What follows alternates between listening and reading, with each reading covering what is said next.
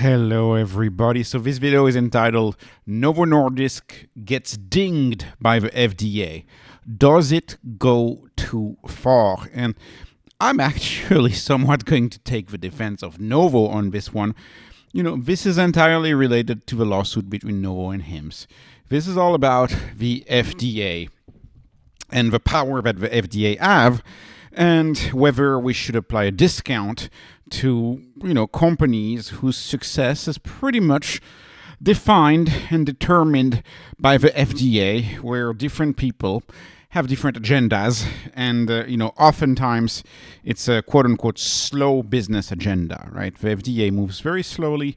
The FDA has strict requirements on advertising, and I'm a high-growth investor. So if a sector has FDA that tells you can't do things a certain way, maybe I want to be out of that sector. And of course, this is a prime example of this. So this is kind of mad. Like, for example, the FDA is upset that they are using marketing such as a meat Wegovy pill. I don't have a problem with that. The only GLP-1 weight loss pill. Well, they have Rebelsius, but Rebelsius was more for diabetes. So sure, maybe remove only, but whatever. I mean, weight loss has never looked like this. I mean, there's no tirzepatide pill. So what I'm trying to say, live lighter by losing weight. Okay. If you lose weight, you're gonna be lighter. Like now in the palm of your hand. Yeah, it's a pill. It's in your hand. Okay, weight loss with Wegovy isn't a shortcut. It's a way forward. All right, that's just basic marketing. Live lighter by losing weight and keeping it off. Yet again, that's just basic marketing. I am not shocked by this at all. But the FDA is. And so imagine you're trying to grow your top line as a business. And so how are you going to grow your top line? These pharma companies, they need to let the product known, because you may know that doctors only need to require a new training every 10 years. Like, a doctor's training gets updated every 10 years. So depending on where you are in the cycle, that doctor you may see may have never heard of a drug, right? So that's why pharma companies have to advertise, because they have to get people to actually ask for the drug, ask for a prescription. This is all rooted in trad health.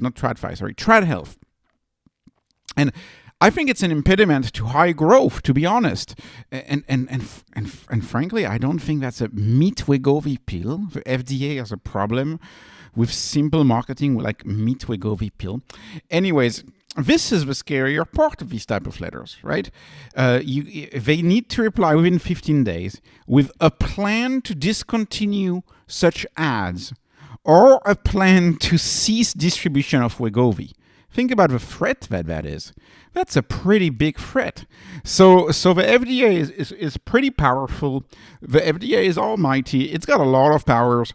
And frankly, that's a risk on these stocks. That is a risk on these stocks. You have plenty of stocks who operate in sectors without a regulator, or without a crazy regulator. By crazy, I mean crazy strong regulator, right? Like the FDA. The FDA is a very strong regulator.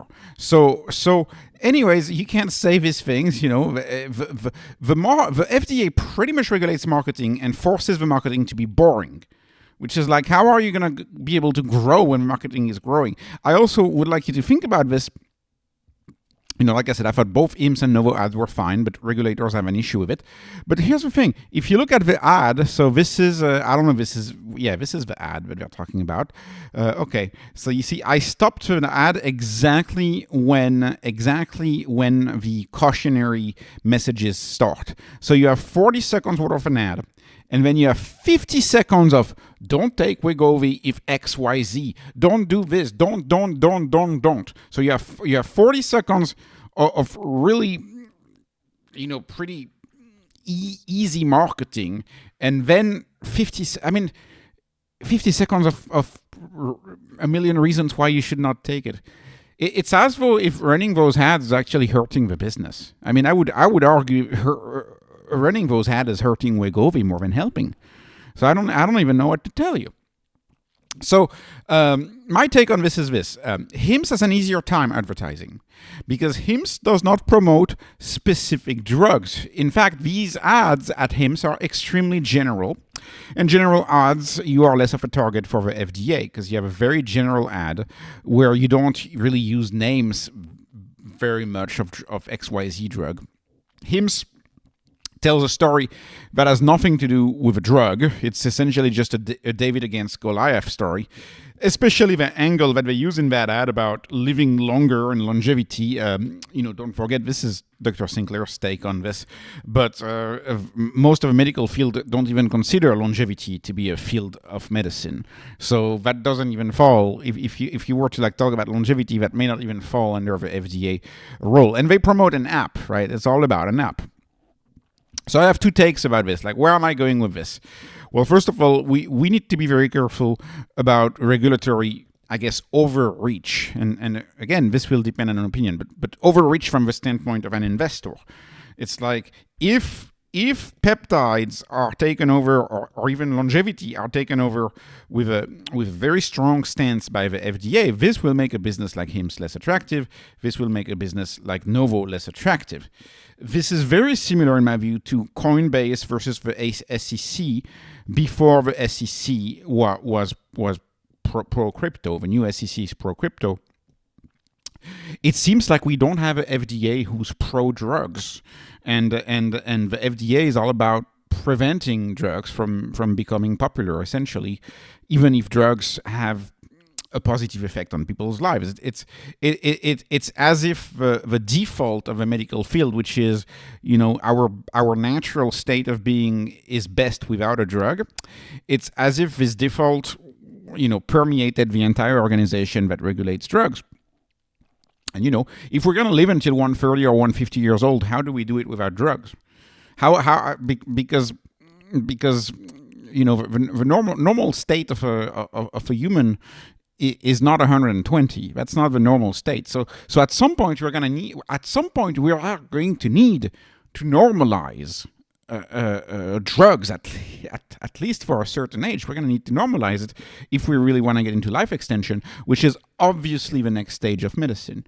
And so I really hope there's not going to be a regulatory takeover also of longevity by the FDA, because otherwise these organizations become extremely powerful, and it makes investing in the stocks less appealing. And I also thought I thought the FDA was more progressive than it used to be under the new administration.